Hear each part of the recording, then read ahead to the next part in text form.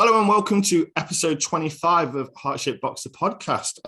This week I'm joined by Adam Daniel from the band Away with the Seas. How you doing, Adam? You okay? Yes, yeah, all good, mate. All good. Good to be here. Have you had a busy week? Yeah. Obviously, we've got a couple of shows at the weekends, gearing up to release a new single on Saturday. So it's been all hands on deck on that front. Yeah. So all busy rehearsals, or have you had any like kind of gigs or anything like that as well?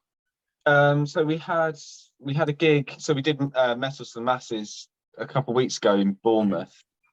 At the Bear Cave, which was really good. And then we had a show. I think we had Weston-super-Mare before that, and Guildford. So we've kind of been here, there, and everywhere. Yeah. It's kind of been, a big priority this year to just play as many shows as we can. So we're trying to keep busy, obviously. This past 6 months. We were talking just before we came on and that about kind of mixing your work life and the music. How do you find that? How do you find navigating that? Is it tiring? Yeah, it's definitely tiring, but it's just you just have to make it work, because if you're not trying to sort of make something of this, at least we are, then I feel like everything else comes kind of second, and you just make it work. I mean, we've had our bassist wasn't available to play for the last two shows, so we just played with the backing track. But rather than kind of just drop out and miss out on an opportunity, we're always, if we can make it work, we will. What are the kind of pitfalls with doing that though, with a backing track? Is there kind of like any hazards with it? I wouldn't say hazards. I'd say the biggest pitfall is obviously people comment on it. So they're like, where's your bassist? Or, because there's only four of us. So when we played with that, because we played Exeter, that's right, we played Exeter before Bournemouth, and both shows our bassist wasn't there. So it's a very, we played the Cavern, and especially that's quite a deep stage. And when it's myself and Ollie, our vocalist, you can run around, but it's very noticeable because there's no bass, but people can hear it. So I think that's the only sort of downside. Yeah. What's kind of like the uptake from the audience been like? What have they been like for you? Yeah, this year has been really, really good. We've tried to we still try to play in as many different places as possible. So the Exeter is the only venue we've ever played twice now, which, I mean, we've been properly gigging since, I'd say, July last year. So I think we've done like 12 or 13 shows as a whole. But so, I mean, everywhere we go, we just try and we obviously try and reach new people all the time. So I think, you have good shows, you have bad shows, but we've not had anyone come up and say you guys suck, which it's always positive. It has been known as well. We've had people on this show who had people throw drinks at them and everything on the first few shows. So it's a good sign. Well, I'm knocking on wood there, so it hasn't happened yet. You released your first single in 2020. In fact, it was about a year ago. 2 years ago. What year were we in? 2023, 3 years ago now. Yeah, so 2020. Is that when you formed? How long have you been together before you released that?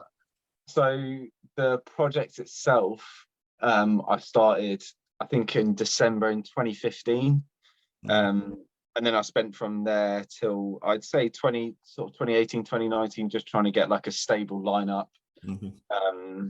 Meanwhile, obviously writing music, and it was only till we got to sort of 2019 that we had a lineup that was gig ready. So we played a couple of shows in 2019 in, I think it was like Richmond and High Wycombe. And then obviously COVID happened, and we've got 4 years worth of music backlogged. So we spent the pandemic being like, well, we may as well just do this EP, because when you gig and you haven't got music out, it's really hard to kind of build anything, because naturally people are like, they, if they want to follow you or listen to more, they can't, because you don't exist anywhere. So that was definitely a priority for us. And then obviously since coming out of the pandemic, for the past year or so, we've just been trying to focus on gigging. And obviously now the singles come out, it's one of the backlogged songs that was written quite a while ago now, actually. So the current lineup, then, how did you all meet?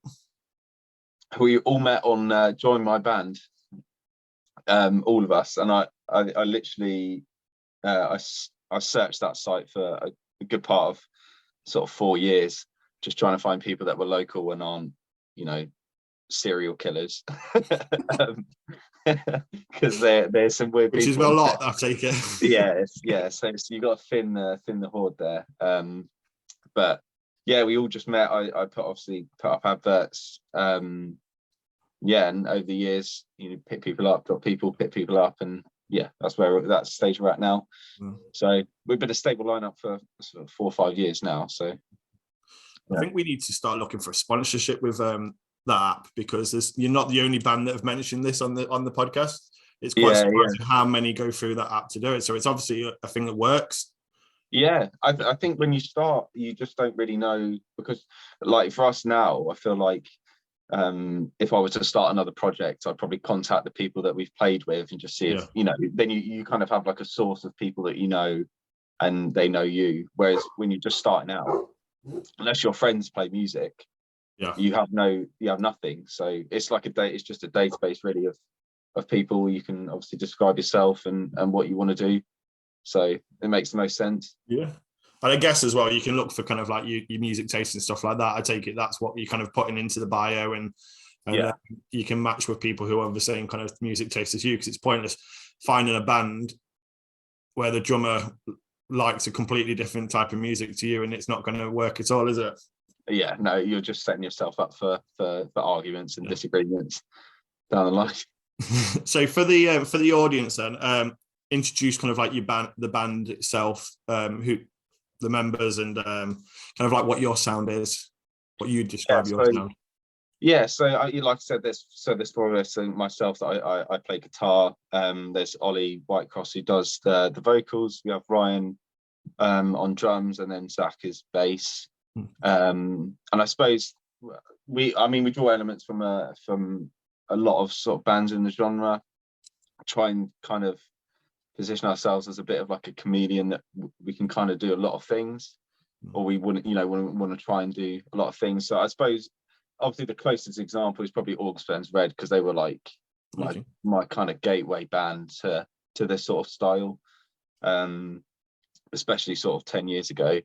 And then as time's moved on, more influences come in, depending on just, I feel like over time you kind of familiarize yourself with what you want to do. So I mean, August Red or Error, I'd say Chelsea Grin in places.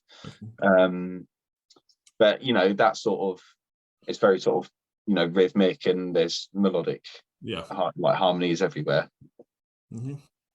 So before we go on to kind of like the new single, what about yourself? What kind of music played in the family house as you were growing up? Because obviously going into kind of like progressive metalcore, where did the journey for you start? Because I was it's like a kind of like a rabbit hole. Okay. But I grew up listening to a lot of punk.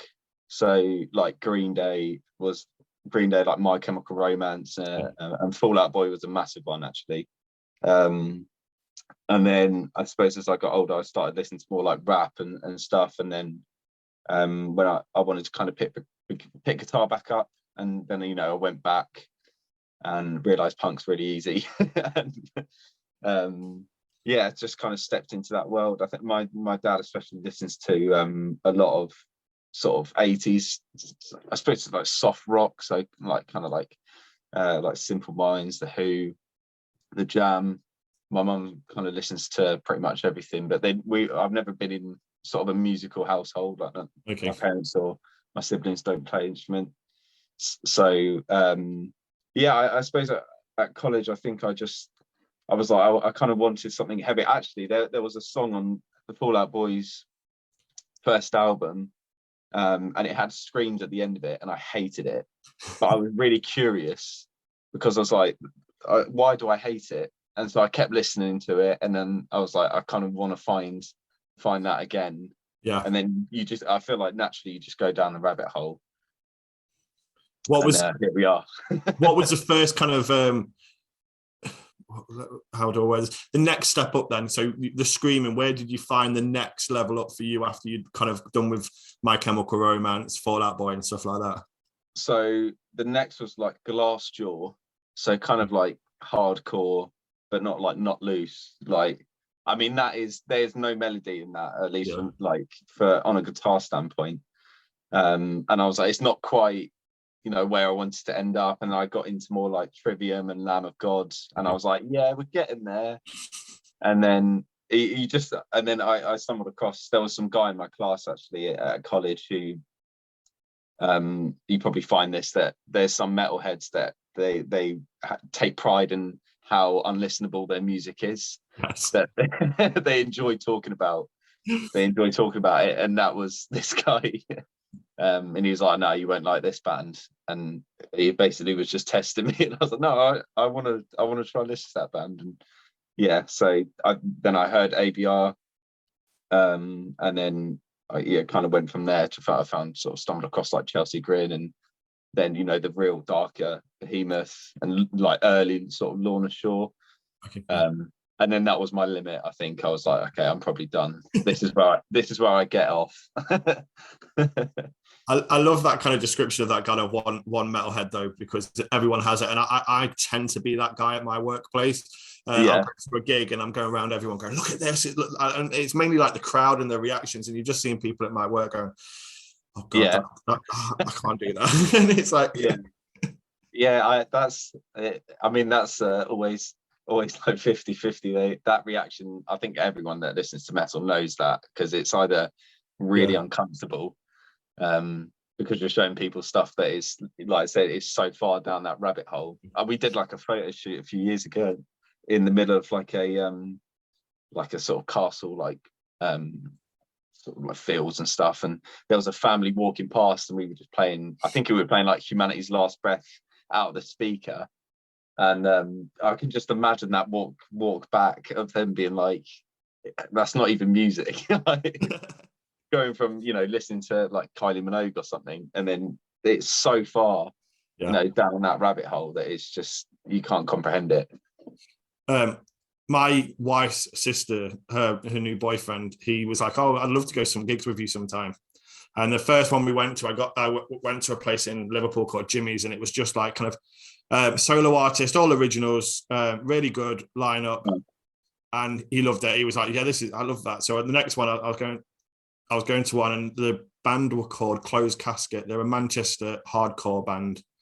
And I said, I've got tickets for this. You're more than welcome to come, but it's a lot heavy. I need to warn you. He was like, oh yeah, no, I love it. And we got to this place, and the literally the singer's begging people to fight in the middle of the dance floor. There's people doing roundhouses kicks. I just turned to him and looked, and he was like, yeah, his face was a picture.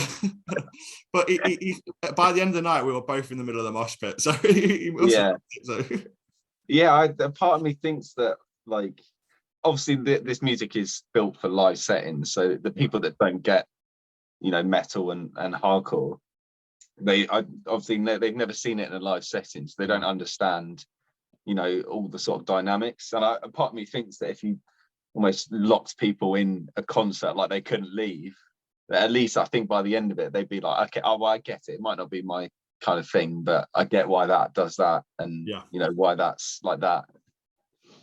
I think when you start understanding it, it's like anything, isn't it? Once you start understanding it and the simplistics of it, you understand it.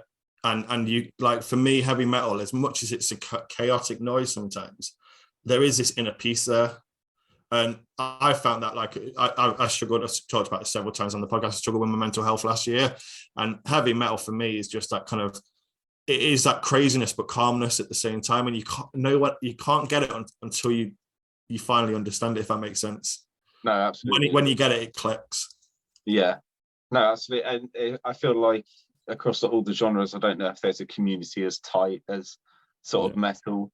Like, even like you're saying about people fighting in sort of mosh pits, but if you ever see sort of circle pits or people falling over, straight away you help them up. I feel like that only happens in sort of the metal sort of community. Yeah, there is definitely that thing.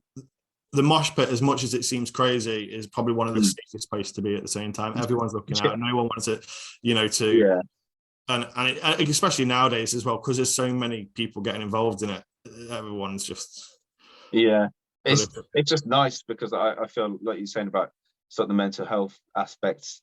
I feel like metal has that sort of infrastructure where you can go to a show and you kind of realize that you're not alone in how you feel, because there's people either side of you that I imagine connects with the music the same way that you do.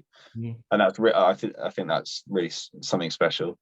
You find with a lot of kind of heavy metal music, it's all about being isolated. The lyrics tend to be of that kind of thing, being different, being that, and I think it relates to a lot more people, not just metal heads. If you actually listen to lyrics for most songs in that genre, I think you'd realize the kind of poetry and art behind it as well. Yeah, no, absolutely. I'd say I probably have a more sort of emotional connection to metal songs than I do, any other sort of music that I listen to. So we'll take that straight away we'll talk about the new single then. So you've got the new single coming out on the 27th of May, which is Lost in the Forest. And the reason why I'll segue onto this one is because for me, when I obviously you sent over a little clip for me to watch and listen to, and for me straight away, the video and the song, it's very much that kind of what we were talking about, that chaotic calmness. What's kind of like the concept? But we'll talk about the single first, and then we'll go on to the video. But what was kind of like the concept in the thought process behind that single? So this song is quite old, but it's kind of morphed as time's gone on. But it kind of sits, sort of midway in our next sort of project. But we've been playing it for the last sort of year live. I think you can ask the other three guys, but I always feel like we get to that song and it kind of feels like, okay, now the show started, because like you said, it's frantic, it's heavy, it's quite short it doesn't sort of miss a beat and take ages to get somewhere. And we kind of wanted a song that we could sort of turn up to a show, play that, and people be like, okay, I get like, they can get into that, straight away. It kind of got everything. It's got sort of, your blast beats, you're sort of encouraging people to jump. It's got, sort of the room splitting build up to the breakdown. But I suppose in terms of sort of the lyrical sense, the project that we're doing is very sort of conceptual. So part of it was sort of adhering to that, but also was trying to sort of bring in and continue our sort of mentions and sort of discussion about mental health. And I suppose it's mostly just talking about isolation, like you said, and just kind of being lost, because I feel like there's many times where you can stand in a group of people and you still feel completely alone. And so it's kind of, I suppose it kind of be like a call for help when you're in that position. I suppose that's the closest sort of analogy I can think of. And the video very much conceptualizes that straight away and comes into that theme. There's that the solo figure that walks through the forest and the lost thing, but you've got the craziness of the music and the chaoticness of it, but at the same time the beauty of the landscape and the kind of like the meaning behind the song. Just brings it all really well together. What was the kind of brainchild behind that? Was that your idea of the video then? Yeah, I mean, we like obviously, like you're saying, it's closely knit to the sort of the story that we have. But I thought it would just be more interesting, from a content side and just for people to watch, because it would be quite easy if we just walked into a forest, with a drum kit and guitars and kind of just played the song. But I feel like that's been done 1,000 times, and it's if people clicked off the video, they're like, okay, like, sure. Whereas if we're creating a sort of the intrigue behind the mask and the figure, we're hoping obviously people are intrigued with that, and what does that mean, and what does this mean? We're foreshadowing stuff here, and then we'll refer back to that. So I suppose as a whole, it's been a sort of introduction to this sort of era, and then our upcoming projects. But I also wanted it to be, visual, where you could watch the song on mute, and you wouldn't even know that it's perhaps a metal song, and it doesn't necessarily have the same sort of connotations. There's no one getting like stabbed in the neck or like chains, being whipped around. It's very much just like, it's like eye candy, I suppose is the best way to describe it.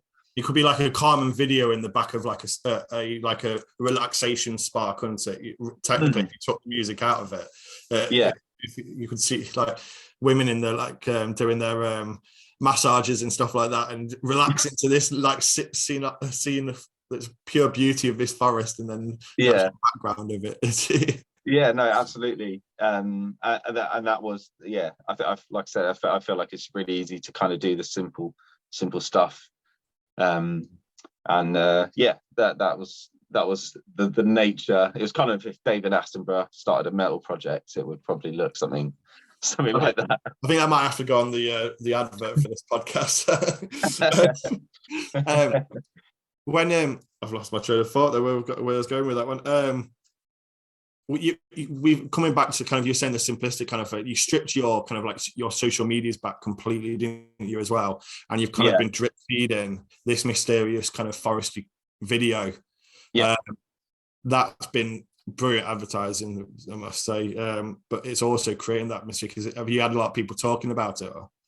Yeah, I mean, especially sort of on Twitter, especially for the past sort of couple of weeks or so, we've seen like a massive bump in people sort of sharing it. I think we kind of realized that a lot of the people that like Sleep Token's whole like aura, with the masks and the sort of mysteriousness, have obviously caught on to kind of a similar thing. And maybe I don't know if they think that we all dress like that, because we don't. If you see us at a show, we just dress like normal people. I was wondering whether you were turning up to the interview in a mask and robe. I do a little voice changer or something. Yeah, I do have it with me. But one of my questions was going to be about that, but I wanted to phrase it a little bit delicately, because I didn't want you to think that this is what I was heading to. But obviously you mentioned them then. Obviously Sleep Token are doing this at the moment with the kind of the anonymous kind of front person, the Vessel himself. You've also got other bands now as well coming out with this kind of mysterious thing. You've got a band who are being pushed by Sid Wilson, the Slipknot, called Swollen Teeth. They're doing the mask thing as well, which is a little bit Slipknotty, but not if I can try and put my finger on that one. And then you've got another band called Black Gold that are coming out. They're doing kind of like new metal, and they're doing all the mask thing. Do you think that's something that's because a lot of people are loving this kind of anonymous kind of side of music, that a lot of people are going down this way? I mean, I think so. I think obviously a lot of it kind of stems from Slipknot, and that was their calling card. But obviously they weren't as maybe sort of disciplined as maybe the new sort of this new wave of artists are, because they wanted the fame as well, that here's Corey Taylor in an interview without a mask, and and obviously that didn't really work out well for them at all. Whereas Sleep Token have done so well to keep like literally that's the thing everyone's talking about, isn't it? Is who they are.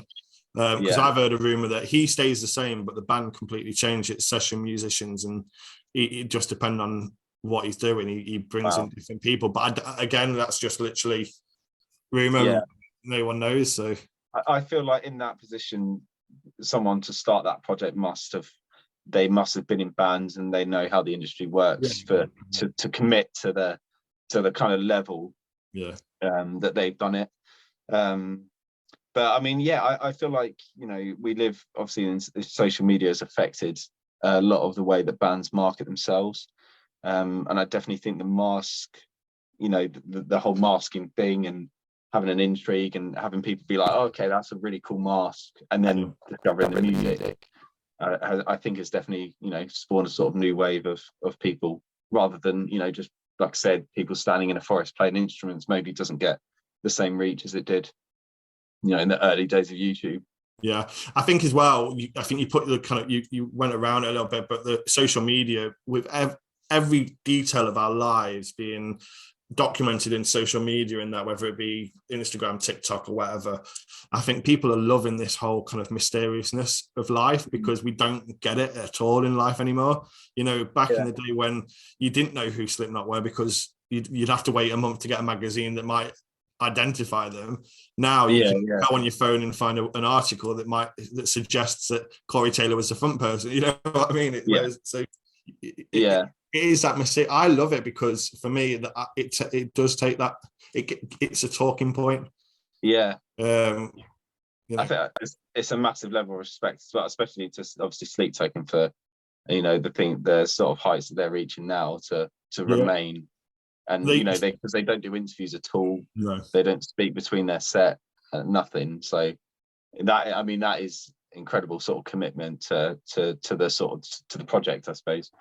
I think I read earlier, just before we came in here, was there's a chance that they're going to get #1 album as well. Yeah, I think so. Album. So it's a good concern. Obviously, your first single was "With No Hope," which was May 2020. Wow. Yeah. 20, as we spoke about earlier. And then you've had the EP, The Odyssey, out as well. How do you feel that your sound has developed from With No Hope to now Lost in the Forest? I mean, obviously the cliche answer here is just to say it's better. But I suppose, like, obviously Lost in the Forest is quite sort of an old song at its core. Yeah. So when I finished writing the EP, that was one of the first ones that I then wrote after it. So I suppose in terms of like if you sort of step back and say, oh, we did this different, I suppose it's just more an improvement of what we were doing in the EP rather than anything, drastic. We've not gone out and bought sort of 7 strings for something. It's more, I suppose it's more refinement of the sound we had on the Odyssey. Well, we have on this upcoming project, we have a lot more sort of experimental stuff. And then, we have a backlog of music that's been written that is, far more instrumental. Yeah. So I kind of see, Lost in the Forest and music that's going to follow very much like a sort of starting point to then, develop onwards. Okay. I like asking this question because you get quite a mixed answers, but if a record label said to you, let's go back and record With No Hope now, with what you've learned and how you've developed, would you do it, or would you just leave it in the past? I think I'd probably just leave it in the past. I think it's kind of like, it's a reflection of what sort of band you were then. And I think even at the time, because we'd written it sort of 3-4 years before it really surfaced, even at the time when we released it was more of like a release, like, oh, thank God it's not sat in sort of in the backlog, and it's kind of just out there as like ticked off, rather than I can't wait for people to hear this. And I feel like, myself especially, I feel like the same about this project, because how much we've got, how much music we've got backlogged. It feels like, okay, now thank God, and now we can do this and that and that. So you're talking a lot about this next project. Is it an album possibly, or? It was initially, I wrote it as an album, but I think we're warming to more the idea of sort of splitting in half. Okay. And sort of doing 2 EPs that way. And I mean, it works, obviously, like I said, it's very conceptual, and it has a strict story, but it's kind of worked out for the best that when we do split it makes sense. And I will probably make a playlist where you can listen to it all the way through. So I mean, you can listen to it either way, but the intention was an album. But how much sort of albums cost, and I don't think we're probably at that stage yet. Yeah, okay. So it'd be kind of like a part 1 and a part 2 then. Yeah, exactly. Yeah, brilliant. Cool. So you've got a couple of gigs coming up. You've obviously got your single coming out on the 27th, but the day before you've got your gig in Reading as well, which is like a single release gig. Yeah. What are you doing for that? Is it just what can the audience expect? Yeah, I mean, this is our first headliner, full stop. Okay. We've kind of been quite selective about waiting for something rather than just kind of playing in the middle of nowhere. Reading is also where the project started, so it felt like the ideal place to kind of do a single release show. We did think about bringing the mask out, but it's probably not very practical given the way the costume is. It's not something you can kind of come out and then just take it off. Yeah. Unfortunately, we're not at the sort of Beyonce stage where you can kind of just do quick changes. So I mean, it's, I suppose, a culmination of the last year of gigging, and then it's kind of, I suppose, a stepping stone onto more things. But we wanted to play Reading at some point. Okay. And because that's, like I said, that's where the project started. What's the kind of like metal scene like in the Reading then? I don't really know much about Reading. Yeah, I mean, I think it used to be, sort of used to be bumping a little bit. There's not that many venues in the area. Obviously, it's got sort of a big history in music, as obviously Reading and Leeds Festival is a massive draw.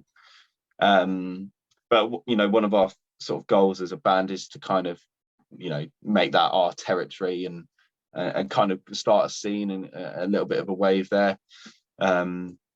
So it's a work in progress is how I'll kind of state it. But yeah, I mean, we hope to play a lot of shows there and kind of just create a little bit of a buzz. So if you're spearheading that scene, who are kind of like the other bands that are helping you do that? Who's supporting you, and what other bands should we look out for from Reading? So I know of Sunfall. I'm pretty sure they're from Reading. I've seen them sort of do the Face Bar, which is the venue we're playing on Friday. Mm-hmm. So I know they're sort of active. I don't know how active. Mm-hmm.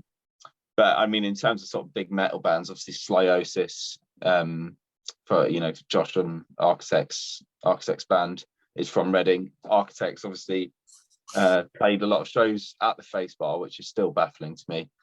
And even then, I was looking through Twitter the other day, and there was a gig sort of six years ago with Animals as Leaders in Reading, which I had to double check. So I mean, I think maybe it was on the circuit at one point and it dropped off. But I mean, there's a uni town there, so there's essentially, in theory, an unlimited amount of people to keep coming through and enjoy the culture. And especially, what does the city get like around the Reading Festival? Is it just what does the kind of city get like around the Reading Festival? Is it buzzing with music, small venues popping up with music everywhere, and it's like lockdown. You can't get anywhere when it's Reading Fest sort of weekend. I actually worked it, just on the bars once. And I mean, it's obviously set outside of like the city centre. But I suppose I think obviously now it's tailored more to like rap and sort of and trap music and a bit more pop than maybe it was sort of. I mean, you look at the lineups like 20 years ago, and it's like Blink and like Green Day and Foo Fighters, which I mean, fair play to them, because you have to move with the times. But there's that I suppose that's the crown jewel would be to play like Reading Fest. The biggest thing you can do in your hometown is you can't touch that. Yeah, it could obviously be in a hometown, but would that be your ultimate festival? Would it be more kind of a metal band? Would you not head towards something more like a Download or I put Download would be second, but Reading Fest is number one. Yeah, I mean, the Architects did it, so it's possible, but it's looking a bit unlikely as time goes on. I must admit, like I'm going to Download this year, and my daughter, who is 20, she was like, "Why are you not going to Leeds and Reading as well?" She's naming off all these artists that are going. I'm like, "Yeah, I love all kinds of music, but I was like, they don't interest me that as much to go see."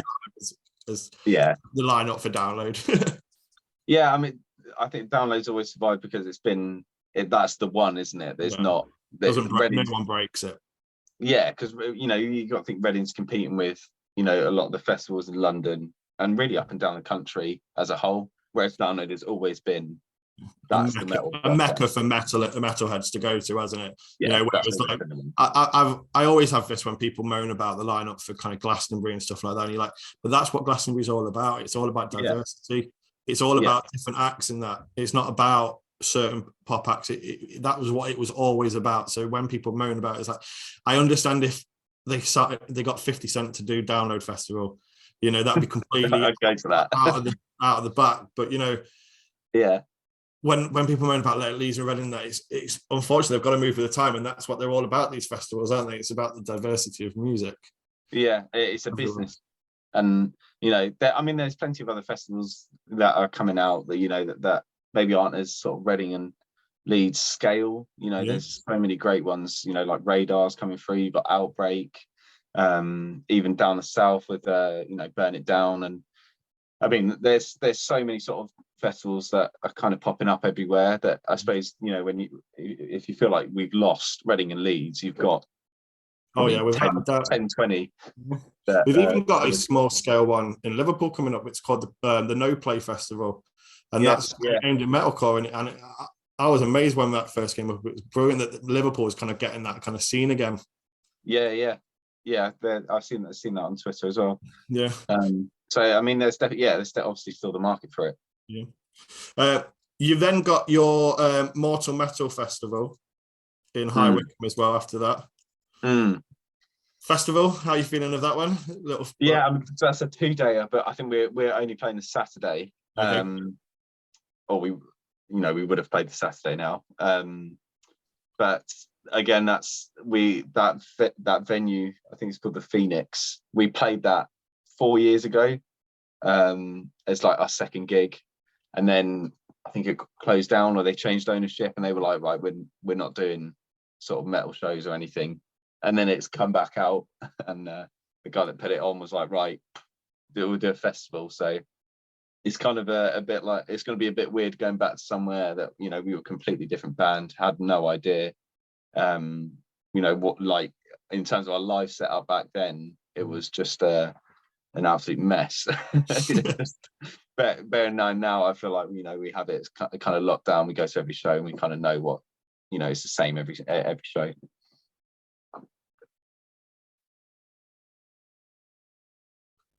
Yeah, it'll be good to see the crowd reaction. See if there's anyone who remembers your set from 4 years ago. Then. Yeah, I mean, I'd be amazed if I can even remember what I even did last week, let alone 4 years ago. But yeah, hopefully, that'd be awesome. How do you find gigging? What are the nerves like? The nerves mostly come from something going wrong, like on a technical standpoint. I never feel like uncomfortable playing in front of people. I'm more like, if anyone that comes to see our set, and if you just watch me, I'm usually just sometimes like listening out, like I'm hoping like that doesn't happen, or that did I hear something go, or I suppose as time goes on, it might be easier to just phase that out. Yeah. But it's more, I suppose, soundcheck is always stressful. Pretty much how we view gigging is, even the day before to literally about a minute going on stage is horrendously stressful. And then you play your set, which seems to go by in a minute, and then it's all right. And you're like, well, we've already played now. And it's over before you even know, I guess. I guess you get up on the stage and before you know it, your set's done. Yeah, I mean, we run in ears, so we have like cues. So we don't really run set lists anymore because we kind of know what song's coming next. And before you know it, it will come to Lost in the Forest, and I'm like, oh my god, but we just played 4 songs, and where's that gone? So yeah, I suppose it's high stress mixed in with about sort of 5 minutes of fun, and then stress again. Do you find the technical issues and what you worry about relaxes a little bit when you go to a venue that's better prepared for with a sound technician, and they seem to know what they're doing. Because I've been to some gigs and you can tell the sound people are letting down the band. You know, the sound's not brilliant, but the band are doing the best. And then some venues that are small venues as well, and they're on par, and that, you know, that it's absolutely amazing the work they do. No, absolutely. I think it's obviously it's, you know, it's always quite easy to just blame the venue, but like our setup is, we've kind of built our setup to be, you know, able to gig really anywhere. You know, if we had the opportunity to go play in Europe, you know, we don't have to come up with a whole new setup. You know, we don't run amps, so we run directly into front of house. And when we have issues, we can't really hear if we've had issues because we run in ears. So, you know, we've had comments that are like, oh, this cut out, or, you know, this was really quiet, and we're like, we can't hear because we have our own mixes, so it sounded absolutely fine to us. So you kind of become in your own world. But I mean, there's been some great venues that have, you know, obviously the sound guys, they know what they're doing, and kind of eased off, and actually you have people that maybe don't want to be there, or they don't, you know, not really into that sort of music, but you know, you kind of just take it on the chin and enjoy it while you can. So what's next with the gigging side of it then? Is there anything else that's coming up? Yeah, so we have a bunch of stuff actually in July is like one of the busiest months we've had. I think we've got 6 or 7 shows that month as a whole. So we've got another headliner in Southampton. And then we're doing a little 3-day run with After Smoke Clears and Born in Dissonance, which we're playing Reading again, and the Black Heart in London, and the Egg Basket down in Taunton. And then we've got a couple of, I think we're playing Southampton again that month. And then Dingwalls in London, they're probably the smaller venue. So, I mean, July is, we're already stressing about that. My whole summer's pretty much gone in 1 month. But yeah, and then obviously just trying to sort stuff past that. Are you single or in a relationship, or? I'm single, yeah. I was going to say work. I was about to say, how do you get away with it if you're in a relationship? Yeah, no, I just don't have the time for that. I have I view it as I have a 9 to 5 and then a 5 to 9, and it's just I literally leave. You know, I finish work and then I start work on music, or, you know, running the band, or sending emails, and it's just I don't have time for anything else at all. Any plans to come north? Oh, that's on our bucket list for sure, but at least that was main priority this year, was to play north, especially sort of Manchester. Satan's Hollow's like, you know, top 5 venues I want to play in the UK, just because it looks so cool. But I mean, we're in talks. We played with a band called Pulse in Weston-super-Mare, and we were in talks with them to do sort of a little weekender, and I think they're quite big up north, so obviously we, you know, hopefully get a date out of that. But for now, we're just kind of throwing Hail Mary emails up to venues in north, being like, I know no one knows us, and we can't bring anyone, but, you know, please. No, it's as I said before, Manchester's always had a decent scene of different music anyway. So, but Liverpool, the last few years, especially since I started doing this, live music's really coming on again in Liverpool. It started to go quiet a little bit. It was tend to be a lot more indie kind of rock bands that were just getting the kind of gigs. But now you're seeing different scene. The people that put on the No Play Festival have done a few gigs at smaller venues recently that have sold out on it, like a Tuesday night, which is, you know, for a city outside of London, is brilliant. So there is an emerging scene. So they're one to look out for if you're looking at promotion companies. There's one called No Play, which is in Liverpool. I know they're always looking for kind of bands to play up this way. Yeah, no, absolutely. I feel like the scenes, it somewhat seems like the scene is better up north. I mean, they were talking about when we played Metal to the Masses, we were looking at one of the semi-finals in Manchester, and it was like I think it was Rebellion. It's like a 400 cap venue, and it was completely sold out for a semi-final, and it was like, what? This scene itself's just growing. I think because of, we've talked about this quite a few times, but obviously COVID, I think, brought out the best in the music world in so many aspects, because it made a lot of people ponder life, ponder what they were doing. If they weren't already in a band and they were writing new material, but if you weren't in a band, you were learning a new instrument maybe and thinking about life choices. And it seems to we come out of COVID with a lot of people wanting to produce music, and the scene's just blowing up. You know, you look at we had two bands on, October Ends and Confessions of a Traitor, which were on the takeover at Download, and we spoke to them about it, and the shortlist was 23 bands got through to the final. Wow. And literally every single band on that list could have played at any point of the Download Festival, in my opinion. They were all that good. The playlist was it was a testament of where the scene's going, I think. Yeah. No, we played with Confessions of a Traitor down in Bridgewater, and even then you just speak to them. They're pretty much veterans at this point. You know, they played everywhere, and they said the same thing, that especially up north in Scotland. I think they're saying about like Edinburgh, especially, that I think when they first played there, that no, they weren't really sure how many people were going to turn up, and I think they sold it out, and they had people, you know, screaming their lyrics, and it was a bit like it's like some prank, like what's going on here?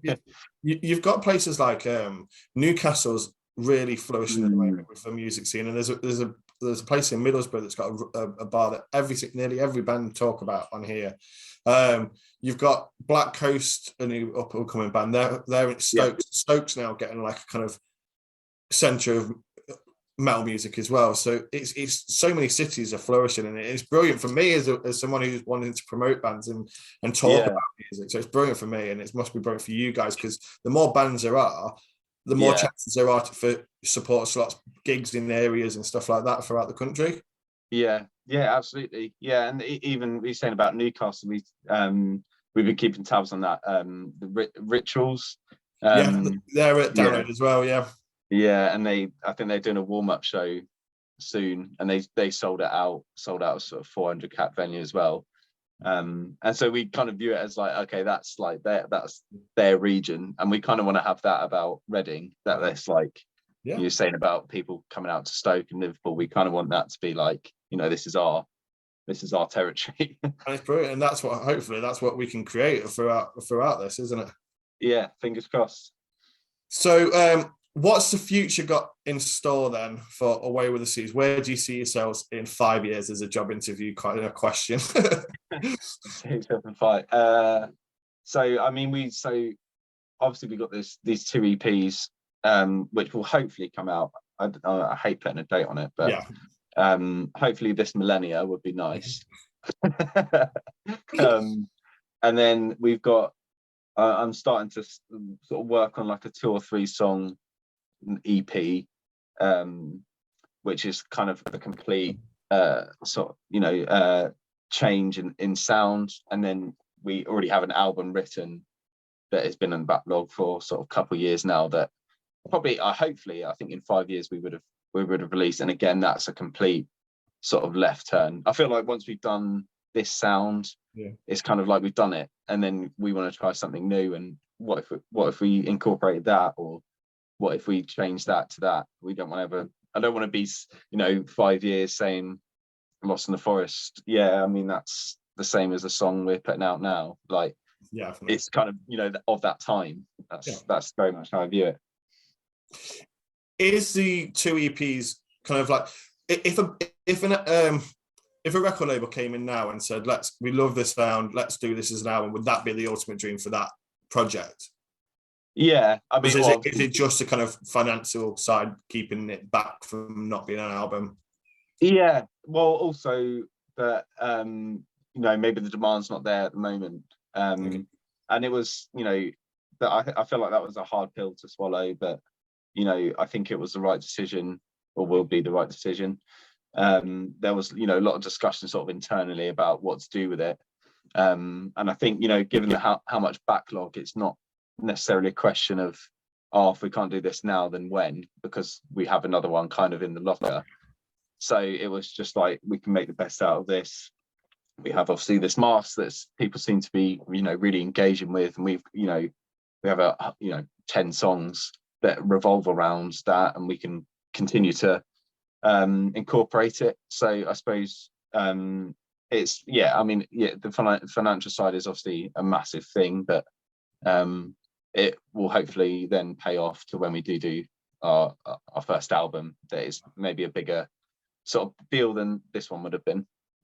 What so many fans don't really understand is that they feel that the rise of Spotify and all the kind of the streaming sites, it means it's so easy to put out albums, but it's not. You still have to record them, and that is a massive drawback for so many bands that hold them back a little bit, is that financial side of it. Yeah, absolutely. And I suppose when you look at like the rap side of stuff, and they put out an artist, things like an album every 6 months, and they have 40 songs on it, and you're like, you could never do that in metal at all, because even the writing process takes so long. There's so many refinements that you can't play that live, and maybe you've got to change that. There's so much. I feel like there's so much thought goes into it that but even then, the metal fans are usually really patient. One big example is Vildhjarta, who took like sort of 10 years to release another project, and throughout that whole time, people was happily wait. Well, maybe not happily, but they did wait. It's that community ethic again, though, isn't it? Coming back to what metalheads are about, and it is the kind of anticipation of waiting for music, or the rumors of certain ones coming out. Like, there's no hidden thing that I'm a massive Slipknot fan, and every other day you're hearing about maybe a new album coming out, or this is coming out, or this is what's going to happen, and I love that kind of anticipation of waiting more than probably when the eventual album comes out. That is absolutely. It's kind of boring if it's if it's every 6 months, you can I'll listen to that another time, but you kind of treasure it because it's so scarce. Coming back to like Sleep Token again, the way they released this album was the drip feeding a single every other, and everyone was guessing whether it was a pattern to the way they were releasing songs and everything like that, because of this mysterious side around it, wasn't it? No, absolutely. And that's what I was saying. I honestly feel like if it's not the singer, there's someone involved in that band, they know the industry, and they know how that all works, and they've set themselves up to pull that off flawlessly. They've definitely not sort of become massive by accident, by no means. You talked about the songwriting process. We'll just touch briefly on this before we go up to the final part of the podcast. But so are you sole songwriter then, lyricist? I'm not in a sort of dictator way, but I suppose I have like a clear vision of where I want the project to go in terms of what we want to offer, and how we want to play live, what sort of engagement we want to build, and I suppose, I mean, no one said that there's any problem with that, but it just means that me and Ollie especially rewrite a lot of the lyrics together. I sort of explain to him the concepts. That's got to be like that. You can't write that, because that so we kind of keep it in a guideline. So I suppose that's probably and then I'll take drum parts to Ryan, and he'll be like, well, I can't play that, and I'll be like, well, no, you have to, and he's like, no, okay, and then I'll throw a hissy fit, and be like, right, I'm done, I'm leaving. So that's probably and the same with Zach, that I'll write a bass part, and then he'll change it, sort of just playing it in a practice space, and we'd be like, that makes more sense. But I suppose the core songs, you just kind of write the original body, and then everyone kind of has their input. How does it feel for someone who writes the lyrics and then another person is singing them with the emotion and that.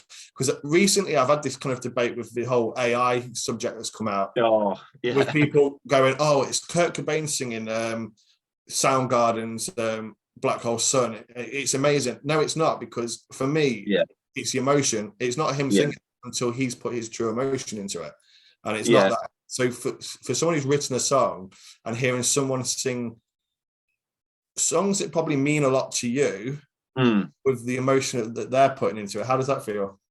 That is really weird, because we had so on a project we have a feature that's like clean singing, which we've not really delved into at all, especially not on the Odyssey anyway, that we sent off, and then receiving it back, and obviously I've written all the lyrics for this, and we've already written the songs. It was kind of just, we would kind of like just go crazy, mate. Here's the lyrics, here's a song.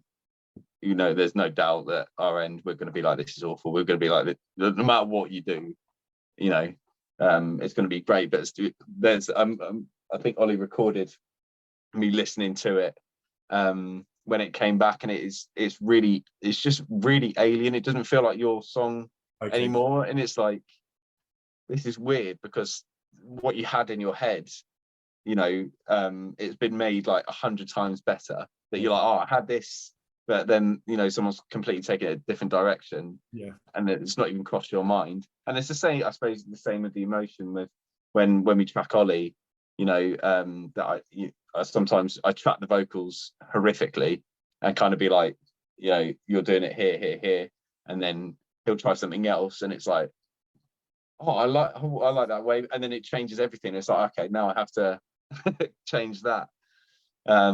So I remember actually a specific moment in the EP, on the last song of the EP we did.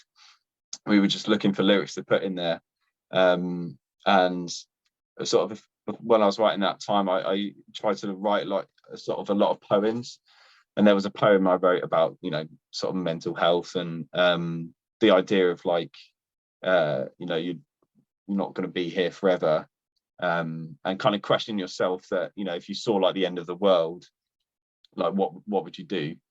Like that's part of the sort of basis of that, and it's kind of a really sort of personal verse, and I remember it sort of stood there recording it, and it's like someone telling you yourself again in another sort of vessel.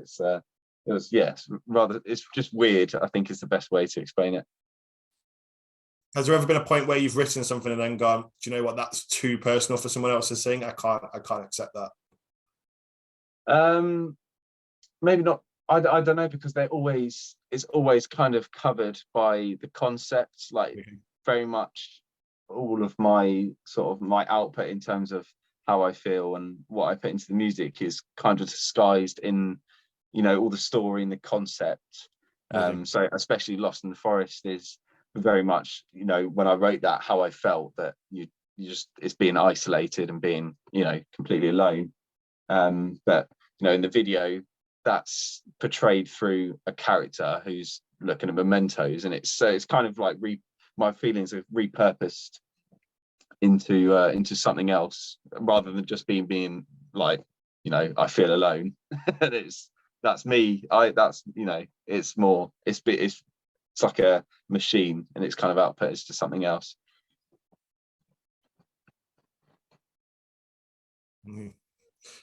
That's really interesting. What we'll do now is we'll move on to the up close and personal section of the podcast to close off the podcast with. I'll start you off with a nice, light, easy one. That's one of my favorites. So if you found yourself on death row, what would your death row dinner be? My death row dinner. I don't even know what I've done to end up in death row, but I feel like the easiest answer is just like a ribeye steak. I think, like mid rare, with the chips and like tender stem. Oh.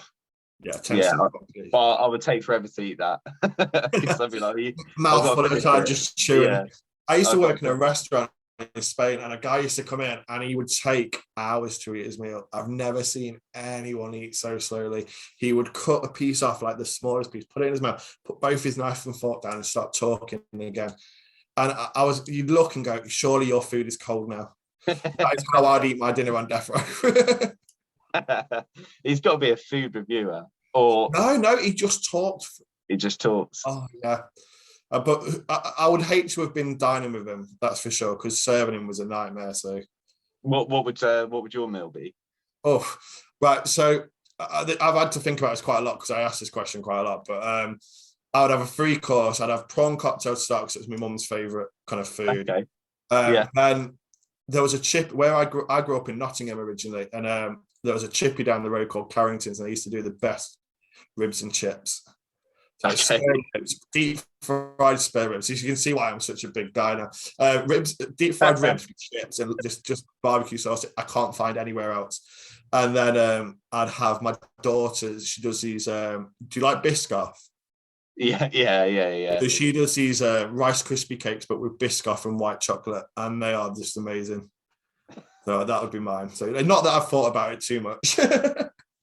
You got a menu somewhere. Yeah, just in case.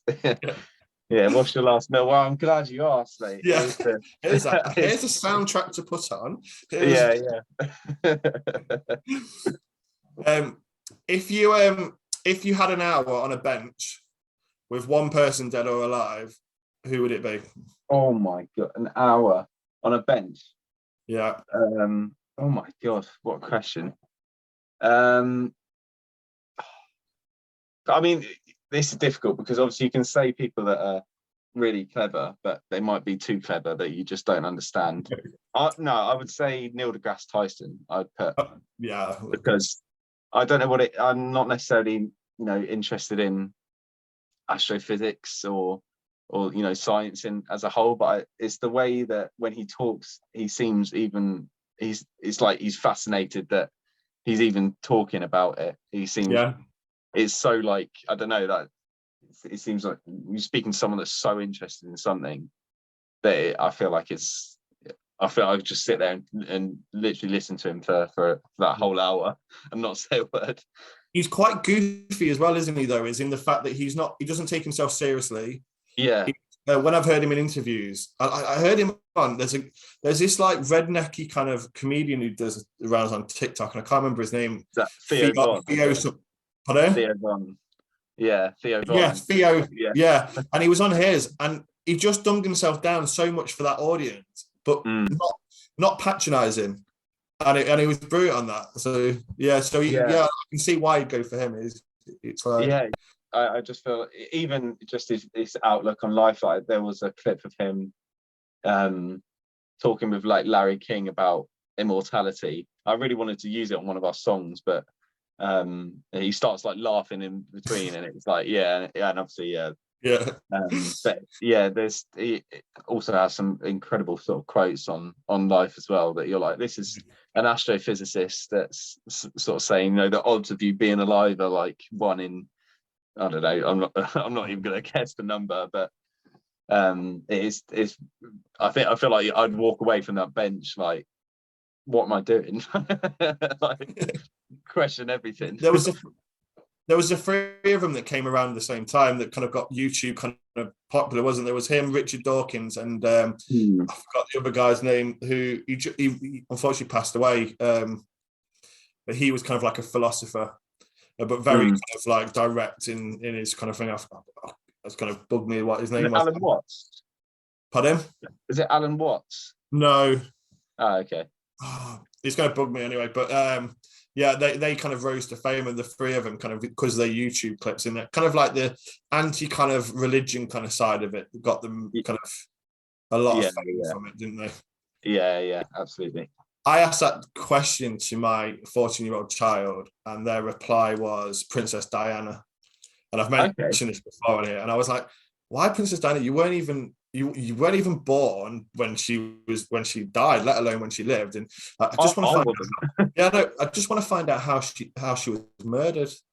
not how she died, but how she was murdered. And I was like, yeah, I quite like your theory on that one. So that got me thinking of people who'd like died under me. Who would you who would you have on your? So I've got an hour to find out why they died.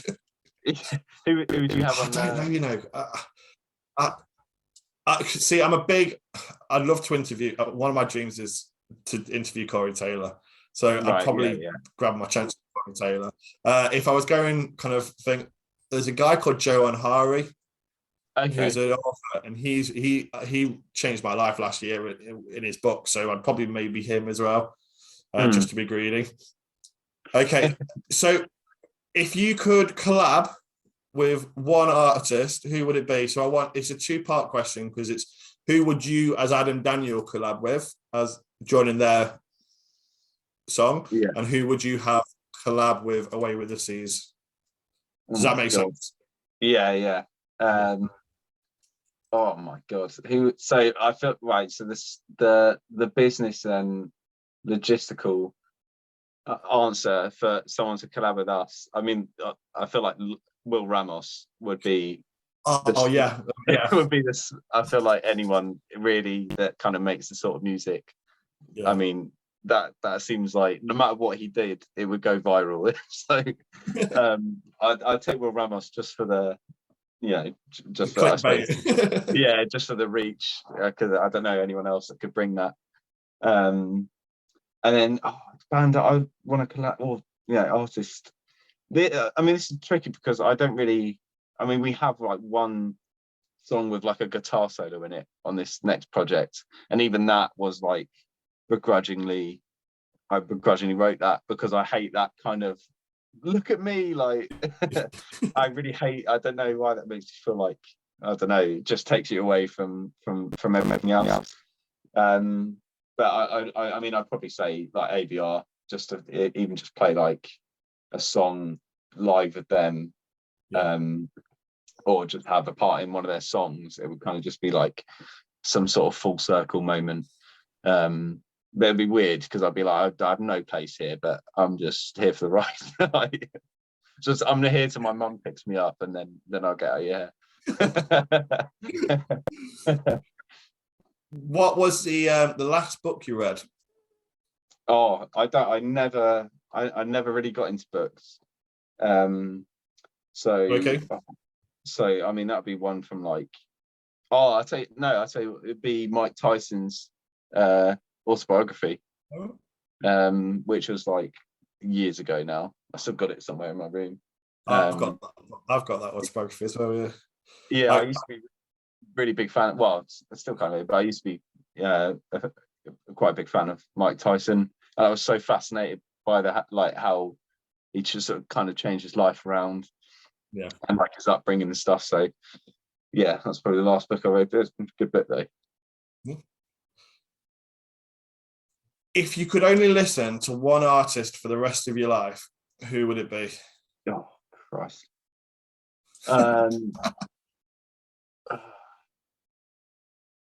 This has got, I mean, again, you can,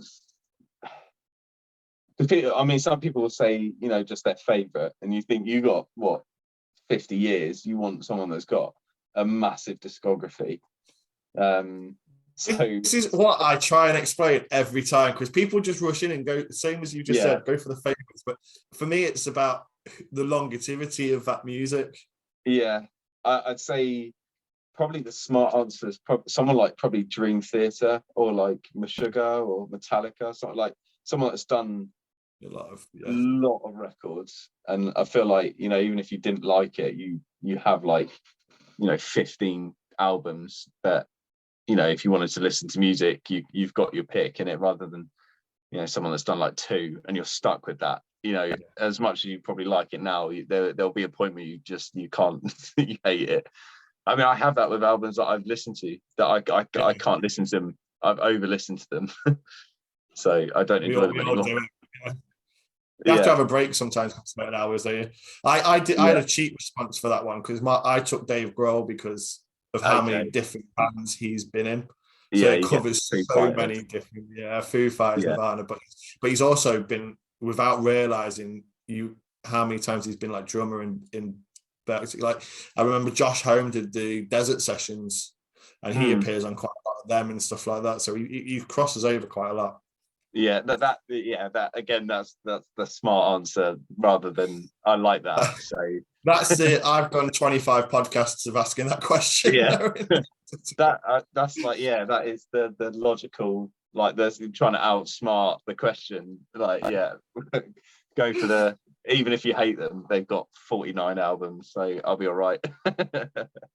So the last question is the one that I keep as a constant throughout the podcast. It's the one question I ask everyone, except I have changed up for the last 3 weeks. So it's all about, if I had a heart-shaped box and I was going to save music for future generations and create like a vault, I want my podcast guest to put a song in there to be saved. So it's your opportunity for future generations to teach them a song. But for the last few weeks, I've been putting a theme on it. So for you, because of your video and the relaxation, calmness kind of side of it, I want like what you think is the best relaxing song. I'm going to put The Brain Dance by Animals as Leaders, because not only... You look stumped on that one. Not only is that like one of my favourite songs as a whole, and I suppose I think it definitely kind of teeters into that calming sound, but it also sounds like it's been brought up through generations. It sounds like something someone's discovered out of like a heart-shaped box. What was the song? Sorry, because you cut out when... Oh, okay. Was Animals as Leaders, The Brain Dance. It's the song on they play on the nylon string guitars. So whenever you see them live, they have a guitar like stood up there that he kind of goes into that bit, and I feel it sounds like something that's been passed through generations already. So that's what I put in there. Okay, so thank you very much for joining us. For the listeners, obviously, Saturday, 27th of May. Yes. So you go on, and you can go on to the social medias. And actually, I don't know why I'm saying pre-save, because this will go out on Monday, so it'll already be out. Go straight over to your streaming site, whether it be Spotify, Apple Music, or anything like that, and go and download the song, listen to the song, share it, tell your friends about it. And if you're in Reading again, I don't know why I'm going for that one by the time this comes out. If you were in Reading. Yeah, if you were in Reading, you've seen a really good concert, so well done. Just keep an eye on the social medias. Obviously, we've talked throughout this podcast about how the concepts and everything that you're doing at the moment, the new projects and that. So obviously it sounds like an exciting thing to go and make sure you're following these on social media right now and stay on the bandwagon, because this is the tip of the iceberg, isn't it? Yeah, absolutely. Yeah, well, yeah, thank you very much for having me, mate. No, it's been a pleasure. Thank you so much, and enjoy the rest of your night. Cheers.